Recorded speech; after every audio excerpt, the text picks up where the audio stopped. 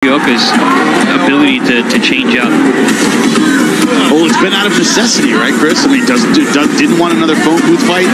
Knows he's facing a hard puncher. He's worked on his footwork. But he seemed so flighty early on. It looked like he didn't have it. And then he settled in probably round 4 is where he settled down, started landing some big shots.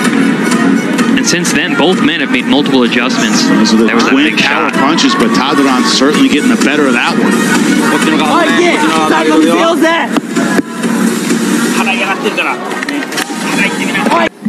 Sa lahat pong manonood po bukas sa mga fans ko, ipapakita ko po talaga yung galing ko kaya manood po kayo yung mga fans ko po.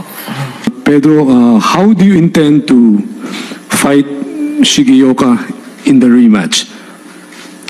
Pinag-aralan po namin yung galaw niya, kaya para mas excited yung manonood. Pedro Taduran, tagumpay na nadepinsaan ang IBF belt versus Hiroshi Shigeoka. Matagumpay na napanatili ni Pedro Kid General Taduran ang kanyang International Boxing Federation IBF mini flyweight belt sa pamamagitan ng controversial na 12 round split decision win sa rematch kontra dating kampiyon na si Hiroshi Shigeoka Sabado ng hapon sa Intex Osaka sa Japan. Muling nagamit na arsenal ni Taduran ang kanyang reach at height advantage na suwabi ang mga binitawang jabs at follow-up na power punch upang makuha ang panibagong panalo na naglagay muli sa Japanese boxer sa stretcher para buhatin palabas dulot ng mga malulutong na upak.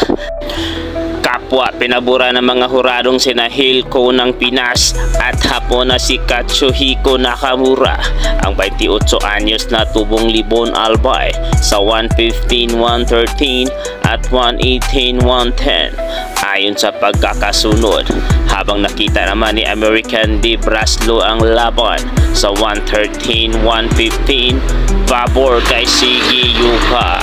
Sinundan ang panibagong panalo ni Taduran ang naunang tapatan noong Hulyo 28, 2024 sa Shiga Daihatsu Arena matapos ibigay kay Shigeoka ang unang pagkatalo at unang knockout loss sa pamamagitan ng 9th round technical knockout upang maging 2-time world champion. Kapwa na naig ang Pinoy na sina Taduran at World Boxing Council WBC minimum weight champion Melvin Gringo Jerusalem sa magkapatid na Hinhero at Yuday Shigeoka upang lumapit sa pagkakataong makatapat ni Unified World Boxing Association WBA, World Boxing Organization WBO at the Ring Magazine 105-pound titleist Oscar El Popilo Colasso ng Puerto Rico. Pinanghahawakan ni Taduran na umakyat sa 18-4-1 win-loss draw na kartara kasama ang 13 panalo sa knockouts, ang hinihinging pangako kay MP Promotions President at International Matchmaker Shane Gibbons na plano nitong makatapat ang undefeated Puerto Rican Americana si Colasso. May record na 12 wins, 0 defeats, 9 KOs na napanatili naman ang kuruna laban kay Edwin Cano nitong nagdaang Marso 19 YB sa Cancun, Mexico. Isa sa mga maaaring itulak na senaryo ng kampo ni Taduran na pangunahing hinahawakan ng Elordi Boxing Promotions ni Kokoy Elordi ang makalaban ng 5'4" southpaw sa nilulutong selebrasyon ng 50th anniversary ng Trilla in Manila sa Oktubre sa Pilipinas.